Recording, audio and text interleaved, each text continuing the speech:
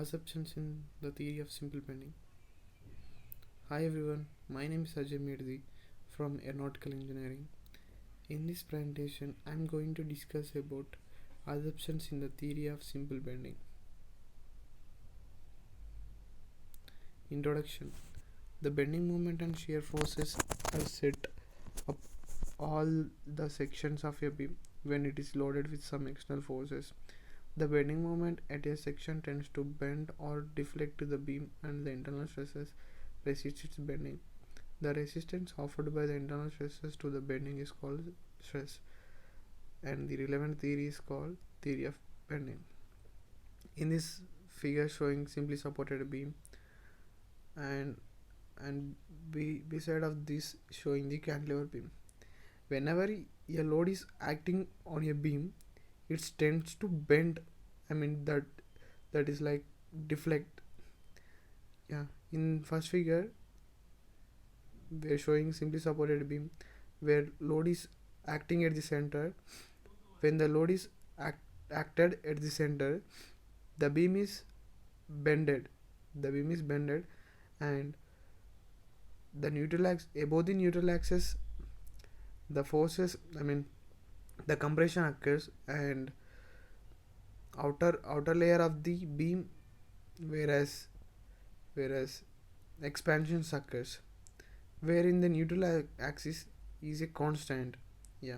Whenever a load acts on the beam, it resists the loading. The stress, the resistance offered by the internal stresses is known as stress. The stress is developed that are the useful for a beam.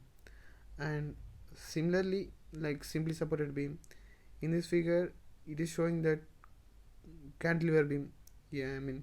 One end is fixed and another end is free ended. Whenever a load is acted on the free end,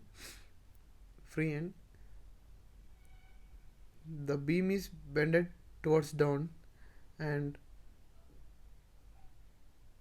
downside the compression occurs, and above the neutral axis tension is occurred. Due to shear force and bending moment, the beam undergoes deformation. The normal stress to the bending are called flexural stresses. While designing any beam, any part of the beam, like while constructing and while designing an object or anything, we must consider the stresses and strains and resistance offered by the stress. We must know assumptions in the theory of simple bending. The material of the beam is perfectly homogeneous, that is of the same kind throughout, and isentropic, that is of equal elastic in all directions. Material should be of same material for a beam, and it should be homogeneous. The material is same throughout the beam. And the isentropic, isentropic means the elastic properties of a beam must be equal throughout its weight or beam. The second point is the beam material is stressed within the elastic limit, thus obeys Hooke's law. We know that what is meant by Hooke's law. Hooke's law is defined as stress by strain. The beam must obey the Hooke's law because whenever a beam is subjected to a load within the elastic limit, the beam must come to the elastic property. The beam must have the elastic property. Next, third one, the transverse sections which were plane before bending remains plane after bending also. After applying the load, the transverse section must be plane before bending and the after bending. Next, fourth one, each layer of the beam is free to expand or contract independently of the layer above or below. The beam should be free to expand, like each layer of the beam should be expand or contract without having any resistance offered. And the fifth one is the value of Young's modulus is the same kind in tension and compression. We know what is mean by Young's modulus. Young's modulus is equal to longitudinal stress by longitudinal strain. Yeah, this is considered as Young's modulus. The value must be same in tension and compression. Next, the beam is in equilibrium. That is no resultant. There is no resultant pull or push in the beam section. These are the assumptions in bending moment. Before going to applying any problems, we should assume these we should consider these assumptions. Without considering these assumptions, we can't solve or we can't do the problems. Yeah, take example what is going on simple bending theory of simple theory bending. Let us consider a beam initially unstressed. Now the beam is subjected to constant bending moment along its length as would be obtained by applying equal couples each end. Now consider a beam which is having ABC, CD, EFGH, and middle one is neutral layer, and above CD we have some we should consider some area AB. Yeah, after applying load after applying load, the beam is bended.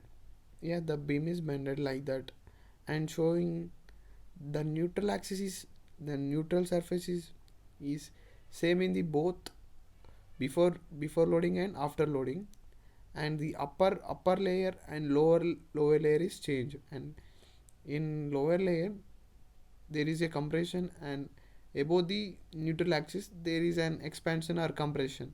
Yeah, the beam will bend to radius r. As a result of this bending, the top fibers of the beam will be subjected to tension, yes, and the top bottom to compression.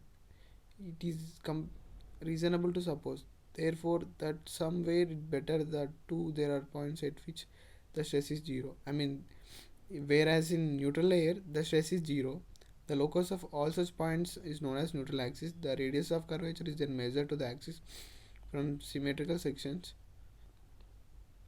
is a section of symmetry, but whatever the section NA will be always pass through the center of area of this or centroid. The above restrictions have been taken to eliminate the possibility of twisting of the beam. Conclusion: bending theory is also known as flexure theory, is defined as the axial deformation of the beam due to external load that is applied perpendicularly to a longitudinal axis, which finds application in applied mechanics. For a material, flexural strength is defined as the stress that is obtained from the yield just before the flexure test. It represents the highest stress that is expressed within the material at the moment of its yield. Sigma is used as a symbolic representation of flexural strength. We learned what are the assumptions of simple theory. The first assumption is the material of the beam is homogeneous and isentropic, and the second assumption is